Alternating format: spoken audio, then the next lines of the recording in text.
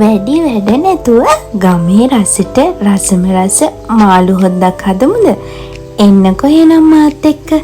අද අපි රසම රස මාළු හොද්දක් හදමු. මේක නම් හරිම රසයි. ගෑවුණු තැන කන්න පුළුවන්. එන්නකෝ යන්න. මේ තියෙන්නේ මුලින්ම මම මාළු ටික සෝදලා සුද්ධ කරගෙන තියෙන මාළු ටික. ඉතින් මේක අපි කැමති ප්‍රමාණයන්ට කපා ගන්නවා. ඉතින් මම දැන් මේ මාළු ටික කපා ගන්නවා. ඔයාලට මේ මාළු හොදියක හදන්න ඕනෑම මාළු වර්ගයක් ගන්න පුළුවන්. ඉතින් මම අද අරගෙන තියෙන්නේ සැමන් බෝල්ලෝ.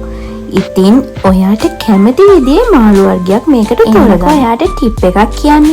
ඔයා මාළු ටික සෝදලා ඉවර වෙලා මාළු ටිකට දෙහි ටිකකුයි ලුණු ටිකකුයි එකතු කරලා ඒක කලවම් කරලා විනාඩි 10ක් විතර තියලා තියන්නකෝ. එතකොට මාළු වල පිලි රහ පිලි ගඳ එන්නේ නැහැ. ඉතින් ඔයා මාළු කන්න අකමැතිනේ පිලි ගඳ එනකොට. ඉතින් මේ විදියට කරලා ඔයලා බලන්නකෝ. එතකොට චුට්ටක්වත් ගඳ එන්නේ නැහැ. දැන් විනාඩි 10කට විතර පස්සේ මම මාළු ටික සෝදලා අරගෙන කහ කුඩු ටිකක්, ගම්මිරිස් කුඩු ටිකක්, ලුණු කුඩු ටිකක් දාලා මේක හොඳින් අතගා ගන්නවා. මේ හැම මාළු කෑල්ලකම මේ දේවල් තැවරෙන විදියට හොඳින් අතගා ගන්න. මේක හදන්න අපිට අවශ්‍ය වෙන ඉන්ග්‍රීඩියන්ට්ස් මොනවද කියලා. ඉතින් මම අද ගත්තා බෙදපු තුන පහ ටිකක්, මිරිස් කුඩු ටිකක්, ගම්මිරිස් කුඩු ටිකක්, කහ කුඩු ටිකක්, ඒ වගේම ලුණු කුඩු ටිකක්, කුරුඳු ටිකක්, ගොරක කෑලි දෙකක්. ඉතින් ඔයාලට ගොරක පේස්ට් එක තියෙනවා නම් පේස්ට් එකෙන් ටිකක් එකතු කරගන්න. ඉතින් ඔයාලගේ සැර අනුව මේ මිරිස්, ගම්මිරිස්, බෙදපු තුන පහ කුඩු එකතු කරගන්න පුළුවන්. ඉතින් ඔයා ගොඩක් සැරට කන කෙනෙක් නම් ඔයා ටිකක් වැඩියෙන් එකතු කරගන්න.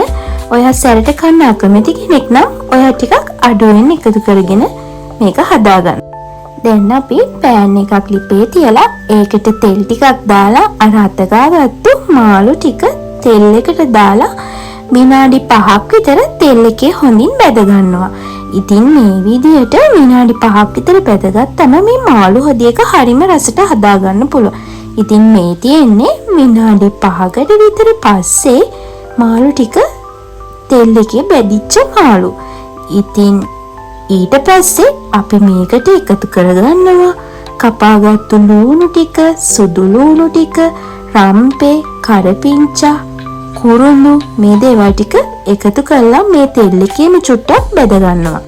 ඊළඟට අපි අර හදාගත්තු තුන පහ කුඩු ටික, ගොරක ටික, කුරුඳු ටික, කහ කුඩු, ගම්මිරිස්, ලුණු කුඩු මේ දේවල් ටිකත් මේකට එකතු කරලා විනාඩි 3ක් විතර හොඳට ඒක තෙල් එකේ බැදෙන්න දෙනවා. මේ වෙලාවේදී ඔයා තක්කාලි තියෙනව නම් විතරක් එකතු කරගන්න. ඉතින් ඔන්න මම තක්කාලිත් එකතු කරගත්තා. එකතු කරගෙන ඔයා විනාඩි 3ක් 4ක් විතර මේක තෙල් එකේ හොඳින් කරවෙන්න දෙන්න. දැන් ඔයා මේකට වතුර කෝප්පයක් විතර දාලා හොඳින් විනාඩි 20ක් 30ක් විතර ඔයා ගන්න. ඊට පස්සේ මේක ඔයාට කන්න ගන්න පුළුවන්. ඉතින් මේ විදියට මාළු හොදි එකක් හැදුවම හරිම රසයි. එකම විදියට මාළු කරි හදලා කාලා එපා වෙලාද? එහෙනම් මේක try කරලා බලන්නකෝ. ඔයා මේ වෙලාවේදී මේ විනාඩි 15කට විතර පස්සේ මේ වෙලාවේදී ඔයා මේකට තක්කාලි සෝස් ටිකක් එකතු කරගන්නකෝ. එතකොට මාළු හොද්දට අමුතුම තික් එකක් එනවා. ඉතින් මේ විදියට ඔයා හදලා try කරලා මටත් කියන්නකෝ රස කොහොමද කියලා.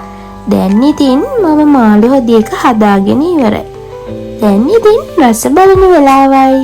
ඉතින් ඔයත් මේ රෙසිපි එක try කරලා කොහොමද කියලා මට කමෙන්ට් එකක් දාගෙන යන්න.